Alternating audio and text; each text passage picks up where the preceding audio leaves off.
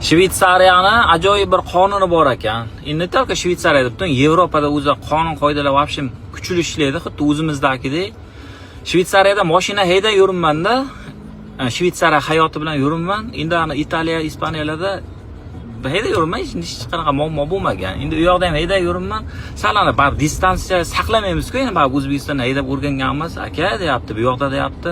Bunaqa yaqin haydamang, agar deydi, mana shunaqa distansiya saqlamay haydayversangiz deydi, shunday avarinkani yo'qotdi, chetga o'tib to'xtatib yuboradi. Bu meni poyda nima quvlab kelyapti deb o'ylayolmasam, polisga telefon qilaman. Meni deydi, kimdir quvlab kelyapti orqamdan deb deydi, boshingizni og'ritadi polis kelibsiz dedi. Keyin 30 belgilangan joyda eng qizig'i 35-40 ham hayda yuribman-da. Aka 30 dan ziyod haydamang deydi. 30 belgilangan joyda 31 yursangiz ham radarga tushsangiz bir tezlik ham imtiyoz yo'q bu yoqda. 80 yevro jarima dedi.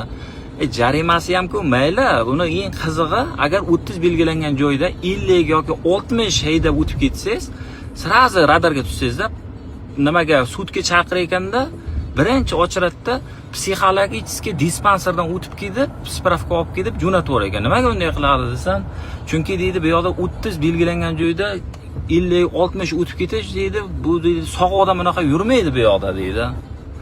Agar bu narsa ham bizda ham shu qonunlar bo'lsa bo'lman. O'zbekistonning bir 80 yoki 90% psixologik dispanserdan o'tib kelsa kerak, bizda 30 belgilangan joyda ham kami 100 o'tsa kerak. O'zi 30 belgilangan joyda radar ham yo'q-ku, eng kami 50 ga adashmasam bizda.